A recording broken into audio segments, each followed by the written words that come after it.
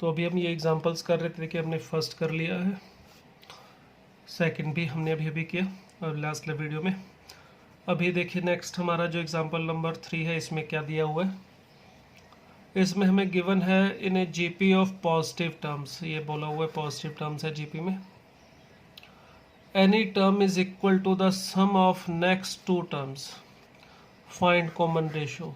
हमें common ratio ही ढूंढना है, सिर्फ पूरे जीपी ढूंढने के लिए नहीं बोला है। तो इसमें इंफॉर्मेशन क्या है, ध्यान से समझ लीजिए। ये बोला है कि जीपी के अंदर पॉजिटिव टर्म्स हैं और कोई भी जो टर्म है हमारी वो नेक्स्ट टू टर्म्स के सम के इक्वल है। अगर हम इसमें जीपी मान लें,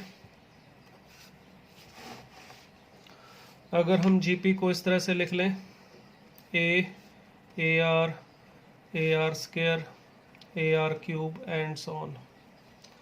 हमें इसमें ये बोला गया है कि हर एक टर्म अपनी आगे की जो दो टर्म है उनके सम के इक्वल है। दैट इज ए किसके इक्वल होगा, a r plus a r square.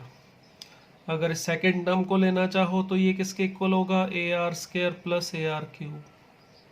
इसे लेना चाहो थर्ड टर्म को तो a r square is equal to क्या होगा, a r cube plus next term जो होगी वो होगी ए आर पावर 4। आप इसमें से कोई भी टर्म आप उठा के ले सकते हैं। सिंपल इक्वेशन जो मिल रही है, देखिए यहाँ से ए को कॉमन निकाल के कैंसिल करूँ तो इक्वेशन मिलेगी r square plus r minus 1 is equal to 0। आप इससे भी देख सकते हैं, ए आर कॉमन निकाल के कैंसिल हो जाएगा तो यहाँ पे भी अपने को वही सेम चीज़ मिलेगी, यहाँ से भी वही मिलेगी। तो आप कोई भी टर्म बीच में से उठा सकते हैं और उसको अपनी नेक्स्ट टू टर्म के सम के इक्वल रखेंगे तो ये सिंपल सा क्वाड्रेटिक रिलेशन मिल गया हमें। ये जो क्वाड्रेटिक रिलेशन है हमारा, इसकी सॉल्व करके आर की वैल्यू फाइंड आउट करें तो सीधा ये फैक्टराइज तो हो नहीं रहा, तो इसे फार्मूला लगा के देखें तो minus b plus minus root of b square minus 4ac। तो माइनस 4ac करूँगा तो प्लस 4 अपॉन 2a। तो देखिए हमें -1 प्लस माइनस रूट ऑफ 5/2 ये मिल रहा है। तो यहाँ पर आर की दो वैल्यूज़ आ रही हैं। अब इनमें से कौन सी रखनी है और कौन सी छोड़नी है। देखिए इसमें आर की वैल्यू अगर मैं -1 प्लस रूट 5/2 लेता हूँ तो ये जो वैल्यू है ये पॉजिटिव है, और आर की वैल्यू -1 माइनस रूट 5/2 लेता हूँ तो ये नेगेटिव है। मैंने अभी आपको बताया अगर आर नेगेटिव हो तो जो सीक्वेंस हमारी बनती है, जीपी जो बनती है वो ऑसिलेटरी बनती है। एक टर्म पॉजिटिव आएगी तो नेक्स्ट टर्म नेगेटिव, एक पॉजिटिव एक नेगेटिव, इस तरह से आएगी। तो ये आर की वैल्यू पॉसिबल नहीं है, बिकॉज जो टर्म्स है हमारी ए आर स्क्वायर, ये सारी टर्म जो है इसने बता रखा है पॉजिटिव है। तो टर्म पॉजिटिव है तो आर नेगेटिव नहीं हो सकता। अगर आर नेगेटिव होगा तो टर्म सभी पॉजिटिव और सभी नेगेटिव पॉसिबल नहीं है। अब ये वाली वैल्यू इसका मतलब हम आर की ले सकते हैं √5 माइनस 1/2, तो ये हमारा आंसर आ गया। ठीक है, मगर इस आंसर को कई बार क्या होता है थोड़ा सा बदल के कुछ ऐसे लिख दिया जाता है। आपको कुछ वैल्यूज़ अगर ध्यान में हो, ट्रिग्नोमेट्री में अगर आपने पढ़ा है तो ठीक है, नहीं तो आप इन्हें याद रख सकते हैं। साइन 18 डिग्री की जो वैल्यू होती है और कॉस 72 दोनों इक्वल होंगे। इसको आप साइन 90 माइनस थीटा से लिख सकते हो। कॉस 72 थीटा 72 डिग्री को 90 माइनस 18 लिखोगे तो साइन 18 के इक्वल आता है। इसकी वैल्यू याद रख सकते हैं √5 माइनस 1/4 होती है। और एक वैल्यू आप याद रख सकते हैं cos 36 की, इसकी डेरिवेशन ट्रिग्नोमेट्री वाले चैप्टर में आप देख सकते हैं किस तरह से आई है। फिलहाल आप याद रखना चाहें याद रख सकते हैं cos 36 एंड साइन 54 डिग्री, इन दोनों की वैल्यू भी याद रखिएगा √5 प्लस 1/4 होती है। तो यहाँ पर ये आंसर जो आप देख सकते हैं ये इस वाली वैल्यू का डबल है। इसमें नीचे 4 है और इसमें 2 है, तो इसे आप 2 साइन 18 डिग्री ये भी बोल सकते हो, या 2 cos ऑफ 72 डिग्री ये भी बोल सकते हो। तो कई बार ऐसा होता है कि आंसर सिंपल इस फॉर्म में ना दे के इस फॉर्म में लिख दिया जाता है, तो ये यहाँ से आया है। ये दो वैल्यूज़ हैं जिसे आप ध्यान में रखेंगे तो आपको ये पता चल जाएगा कि आंसर किस तरह से लिखा हुआ है। क्लियर? तो ये हमारा था एग्जाम्पल नंबर 3। नेक्स्ट चलते हैं, देखिए एग्जाम्पल नंबर 4 में। देखें क्या था एग्जाम्पल नंबर 4, उसमें क्या दिया क्वेश्चन नंबर 4 में।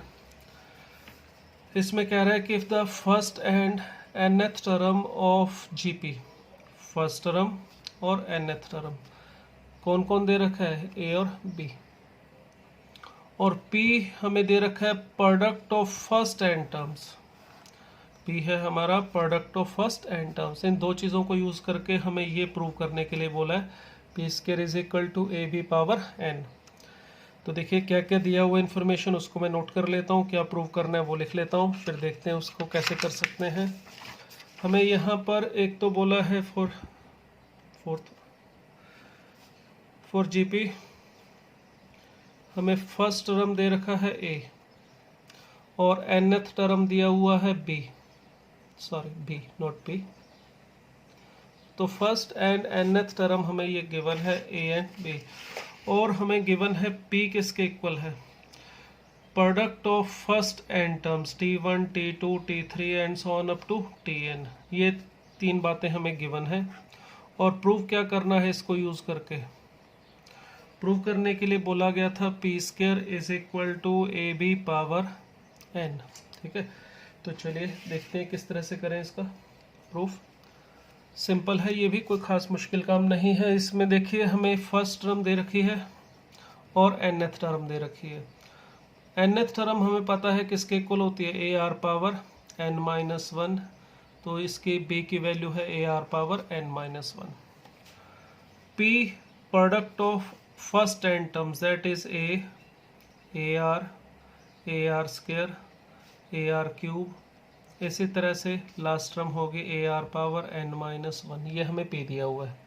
हमें p a और b में रिलेशन बनाना है, मतलब हमने r जो अपनी तरफ से एज्यूम किया है कॉमन रेशो, वो हमने अभी दिया नहीं था, हमने एज्यूम किया है कि कॉमन रेशो r है, तो इस r को हमने ख़त्म करना है। आंसर जो है रिलेशन जो है p a b में हमने बनाना है। तो इसको r को देखिए हम कोशिश करेंगे ख़त्म करने की। तो उसके लिए p जो है हमारा, अगर मैं यहाँ पे देखूँ ये n टर्म्स थी, तो हर एक टर्म में a आएगा, मल्टीप्लाई में है वो भी, और n टाइम्स a मल्टीप्लाई होके बन जाएगा a पावर n। r को देखिए, r की पावर यहाँ 1, यहाँ पे 2, बेस सेम है तो पावर ऐड होके 1 + 2 + 3 + 4 अप टू कहाँ तक मिलेगा, n माइनस वन तक। अब ये जो ऊपर दिखाई दे रही है पावर में, ये दिखाई दे रही है जो, वो है a p, 1 2 3 4 and so on up to n minus one तक। तो ये एक ए पी है जिसके लिए फर्स्ट टर्म जो है उसको आप कैपिटल ए लिख लीजिए, क्योंकि यहाँ पे स्मॉल ए जी पी की फर्स्ट टर्म लिखा वो 1 है। कॉमन जो डिफरेंस है वो इसमें वो भी 1 है। नंबर ऑफ टर्म्स वो है n माइनस वन। तो आप इसमें ए पी के सम का फॉर्मूला लगा सकते हैं n/2, यानी कि नंबर ऑफ टर्म्स बाय 2। तो उसको n माइनस वन लिख दिया नंबर ऑफ टर्म को, इंटू a प्लस एल, हमें लास्ट टर्म भी पता है, तो a प्लस एल करेंगे तो n minus one plus one करके n आ जाएगा। तो ये जो हमारे पास सीरीज थी इसका सम हमें पता है, a power n r power n into n minus one by 2, ये मिल रहा है। हमें चाहिए क्या, पी स्क्वायर। तो देखिए यहाँ पर अगर मैं दोनों तरफ स्क्वायर कर दूँ तो हमें मिलेगा a power 2n r power n into n minus one. हमें इसको पी स्क्वायर को प्रूव करना है ए बी पावर n, तो पावर n ऊपर हम चाह रहे हैं। तो देखिए यहाँ पर पी स्क्वायर की जो वैल्यू आ रही है, इसमें अगर हम पावर यहाँ पे जो n है और इस n को हम ऊपर लिख दें तो यहाँ पर मिलेगा ए स्क्वायर, और r की पावर n तो ऊपर लिख दी, r power n minus one मिल जाएगा। इस ए स्क्वायर को भी अगर मैं a इंटू ए लिख लूँ, r power n minus one, तो देखिए ये जो है हमारा ये b था। तो देखिए ये हमने प्रूव कर दिया क्या, ए बी पावर n। तो p square is equal to a b power n, यही हमने प्रूव करना था। तो ये हमारा फोर्थ भी हो चुका है। चलिए नेक्स्ट वाले पे चलते हैं, फिफ्थ में। तो फिफ्थ में क्या है देखते हैं। फिफ्थ में हमें दे रखा है, if the product of 3 continue terms of A GP is 216, 3 terms हैं जीपी की और उनका कॉन्टिन्यू प्रोडक्ट मतलब उन तीनों को मल्टीप्लाई करें तो 216 आ रहा है, and sum of their products in pairs. इन्हीं 3 टर्म की बात हो रही है। इन्हीं 3 टर्म का अगर हम क्या करें, sum of their products in pair, sum of the products in pair का मतलब first second second third first third, इस तरह से पेयर में मल्टीप्लाई करके जो वैल्यू आएगी वो हमें दे रखी है 156, और हमें वो तीनों नंबर फाइंड 3 टर्म्स। ठीक है, फाइंड द 3 नंबर्स। अब ये जो 3 नंबर जो हैं हमें वो फाइंड आउट करने हैं। Find the 3 numbers. वो 3 नंबर जो जीपी में है उनका प्रोडक्ट हमें दिया हुआ है 216, और उनका पेयर्स में लेके अगर प्रोडक्ट करें फिर सम करें उसकी वैल्यू दे रखी है 156, और हमें वो नंबर फाइंड आउट करने हैं। इसको करने से पहले ज़रा एक छोटी सी बात और इसमें समझ लेते हैं। हमने एपी में भी एक कॉन्सेप्ट पढ़ा था, उसी तरह का कॉन्सेप्ट इसमें हम जीपी में बात कर रहे हैं। एपी में हमने कहा था कि भाई अगर 3 टर्म्स हमें जीपी की लेनी है और हमें सम गिवन है तो आप उसे क्या ले सकते थे, ए माइनस डी, ए और ए प्लस डी। उसी तरह से जीपी में भी रूल होता है। अगर हमें नंबर ऑफ टर्म्स जीपी में 3 चाहिए, ठीक है, तो किस तरह से टर्म एज्यूम करेंगे। पहली लेते हैं हम ए, वैसे जर्नली, दूसरी ए और ए आर स्क्वायर, वैसे तो यही होता है। बट अगर प्रोडक्ट इज गिवन, ये वाला जो रूल मैं बता रहा हूँ ये तभी यूज करोगे अगर हमें प्रोडक्ट गिवन हो, अदरवाइज फायदा नहीं है। आप सिंपल ए आर स्क्वायर लेके भी बात कर सकते हो। अगर हमें 3 टर्म जीपी में एज्यूम करनी है और उनका प्रोडक्ट गिवन है तो आप इसको ए आर स्क्वायर लेने की बजाय इस तरह से लेंगे तो थोड़ा फायदा होगा। कारण ये है कि अगर हमें प्रोडक्ट गिवन है इन तीनों का तो इन तीनों का प्रोडक्ट आ जाएगा ए क्यूब, और वो अगर कुछ वैल्यू गिवन है जैसे दे दिया 27 तो हम ए को फाइंड आउट इजीली कर सकते हैं। बट अगर प्रोडक्ट नहीं गिवन है तो आप सिंपल ए आर स्क्वायर इस तरह ले सकते हैं। अगर 4 टर्म्स हो इसी तरह से जीपी में और हमें उनका प्रोडक्ट गिवन है तो पहली term a upon r cube, फिर a upon r, next a r, और इस तरह से नेक्स्ट वाली टर्म ए आर क्यूब ले सकते हैं। अगर ये ध्यान रखिएगा जो कॉमन रेशो है, ठीक है, यहाँ पर फर्स्ट 3 टर्म्स के केस में कॉमन रेशो आर ही है, मगर यहाँ पर कॉमन रेशो आर स्क्वायर लिया गया है, ठीक है। इस केस में भी अगर आप प्रोडक्ट करोगे इन चारों का, देखिए आर क्यूब और आर कैंसिल होने पर ए पावर 4 मिलेगा, और इसकी वैल्यू हमें गिवन होगी तो हम ए को फाइंड आउट कर सकते हैं। तो इसका फ़ायदा तब होता है जब हमें प्रोडक्ट गिवन हो, और ये प्रोडक्ट गिवन से इस तरह से एज्यूम करने से हम इसको ए को आसानी से फाइंड आउट कर सकते हैं। तो मेनली 3 और 4 टर्म्स के लिए दिया होता है। अगर कुछ ज़्यादा भी हो तो आप इसी को एक्सटेंड करके बना सकते हैं। अगर 5 के लिए बनाना हो तो यहाँ पर एक टर्म इधर बढ़ा दीजिए, एक टर्म इधर बढ़ा दीजिए, 5 मिल जाएगा।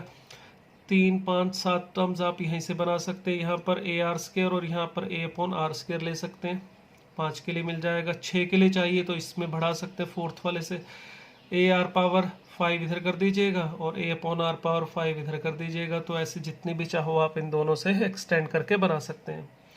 अब ये जो एग्जांपल था इसमें हम इसका यूज़ करेंगे। देखिए इसमें हम प्रोडक्ट गिवन है 3 टर्म्स जो हमारे पास जीपी की, उनका प्रोडक्ट गिवन है 216, और sum of their product in pair वो भी गिवन है 156। तो वो 3 नंबर जो है वो हमें ढूंढने हैं। तो देखिए इसके अंदर हमें क्या चीज़ गिवन है, हम मान लेते हैं वो जो 3 टर्म्स हमें फाइंड आउट करनी है। Let the 3 required terms of GP be A upon R, A and AR। ये हम 3 टर्म इस तरह से एज्यूम कर लें। तो पहली इंफॉर्मेशन हमें गिवन थी इन तीनों का product A upon R, A और AR, ये हमें गिवन था 216। तो इसका यूज़ करें तो देखिए A cube is equal to 216 मिल रहा है, और हमें पता है ये 6 का क्यूब है तो A की वैल्यू आ जाएगी अपने पास 6, ठीक है। तो A तो हमें मिल गया है, ठीक है। अब चाहिए R, उसके लिए सेकंड इन्फॉर्मेशन क्या थी, इनका पेयर्स में प्रोडक्ट लेके फिर ऐड करना है। पेयर में प्रोडक्ट लेने का मतलब first second, first third, second third, इस तरह से इनको मल्टीप्लाई करो। पहले A फर्स्ट इंटू सेकेंड कर रहा हूँ, सेकेंड इंटू थर्ड कर लेते हैं, और फिर थर्ड इंटू फर्स्ट कर लेते हैं। इनका जो सम है वो हमें यहाँ पे गिवन था 156। अब देखिए यहाँ पर हमें ए स्क्वायर जो है वो कॉमन निकल जाएगा तीनों में। यहाँ पे 1/r, यहाँ पर r और यहाँ पे 1 मिल रहा है। और ये है 156।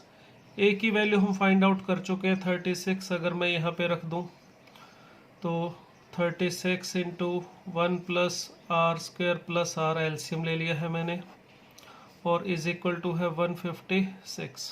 ठीक है, तो इसको जब आप इधर लाके डिवाइड करेंगे, देखिए ये कैंसिल हो रहा है। ये यहाँ पहले अगर 6 से डिवाइड करूँगा तो ये कितना मिलेगा, 2 और 6। तो यहाँ पर इसको भी इधर लाके कुछ और भी कैंसिल कर सकते हैं, तो 2 से कैंसिल कर सकते हैं यहाँ 3, और ये मिल जाएगा अपने पास 13। तो 3 into 1 plus r square is equal to मिल रहा है 13r। चलिए इसको एक तरफ करेंगे तो 3r square minus 10r plus 3 is equal to 0। तो देखिए ये हमें आर में क्वाड्रेटिक इक्वेशन मिल गई जिसके फैक्टर भी बन रहे हैं आराम से। 3r square minus 9r minus r plus 3, इस तरह से फैक्टराइज हो रहा है ये। तो 3r minus 1 into are minus 3। तो देखिए यहाँ से सॉल्व करके हमें r की दो वैल्यूज मिल रही हैं, कौन कौन सी, 1/3 एंड 3। अब यहाँ पर इसने कुछ मेंशन किया नहीं था कि जीपी वो टर्म्स इंक्रीजिंग ऑर्डर में या डिक्रीजिंग ऑर्डर में, तो दोनों ही वैल्यूज इसमें ले सकते हैं, मगर आंसर इसमें दो मिलेंगे। देखिए हमारे पास जो आर की वैल्यूज आ रही हैं वो आ रही है 1 और 3, ए की वैल्यू आ रही है 6, और टर्म हमने जो एज्यूम की थी वो a by r, a and a r होगी। तो अगर हमें टर्म्स फाइंड आउट करनी है तो देखिए क्या आएंगी। हमने फाइंड आउट किया है आर, उसकी दो वैल्यूज आ रही थी, एक तो 1/3 और एक आर की वैल्यू आ रही थी 3। ए की वैल्यू हमने फाइंड आउट की हुई है वो है 6, और जो टर्म्स थी हमारी वो हमने एज्यूम की थी a by r, a and a r. तो अगर आप पहले इन दोनों को लेके ये टर्म बनाना चाहें तो देखिए पहली टर्म क्या होगी, ए बाई आर करेंगे तो 18, next term a that is 6, फिर आ जाएगी अपने पास a into r which is equal to 2।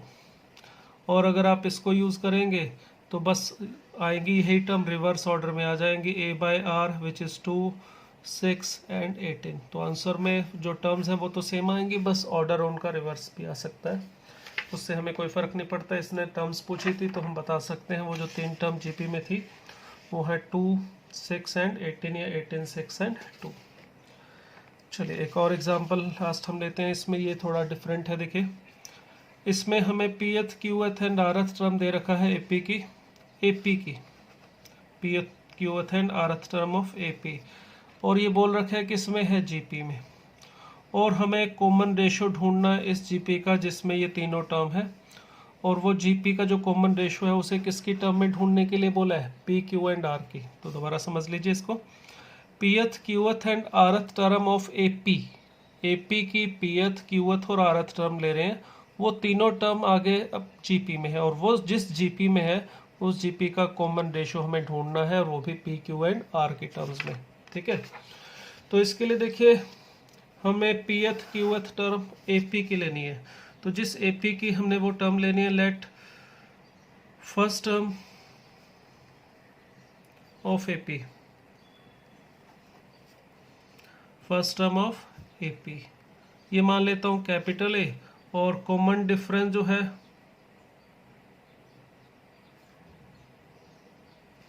Of AP ये मैं डी लिख लेता हूँ, कैपिटल डी। अब हमें पीएथ टर्म ढूंढनी है एपी की, ये एपी की ही पीएथ टर्म की बात हो रही है, एपी। तो ये आना चाहिए a plus p minus 1 into d, clear. इसी तरह से क्यूएथ टर्म जो है वो आनी चाहिए a plus r minus q minus 1 into d, और आरथ टर्म होना चाहिए a plus r minus 1 into d. और नेक्स्ट हमें ये बोला हुआ है कि पीएथ टर्म, क्यूएथ टर्म और आरथ टर्म, ये जो तीनों टर्म्स हैं ये फिर जीपी बना रही हैं, और इस जीपी का कॉमन रेशो जो है वो हमें फाइंड आउट करना है। तो कॉमन रेशो को हम कैपिटल आर से लिख लेते हैं क्योंकि यहाँ स्मॉल आर पहले से यूज में आ रहा है। तो कैपिटल आर जो कॉमन रेशो, अगर 3 टर्म जीपी में है तो कॉमन रेशो का मतलब क्या होगा, सेकंड टर्म अपॉन फर्स्ट यानी कि T Q upon T P, या फिर इसको लिख सकते हो T R upon T P. तो अगर हमें ये कैपिटल आर ढूंढना है तो इसके लिए देखिए एक तो लंबा तरीका, यहाँ पर हमारे पास टी क्यू का मतलब a plus q minus one into d upon a plus r p minus one into d, और दूसरा ए प्लस यहाँ पर r minus one into d upon a plus p minus, sorry यहाँ पर q लिखना था, q minus one into d. तो ये हमने आर को लिखा है और हमें इसको फाइंड आउट करना है आर को, मगर किसकी टर्म में बोला है? देखिए हमें कहा गया था find the common ratio of GP in terms of p q and r. तो पी क्यू आर के टर्म्स में अगर हमें ढूंढना है इसको, तो इसका मतलब ये कैपिटल ए और डी हमें यहाँ से गायब करना है, इसको हटाना है। तो ए और आर को हटाना है तो इसके लिए देखिए क्या कर सकते हैं।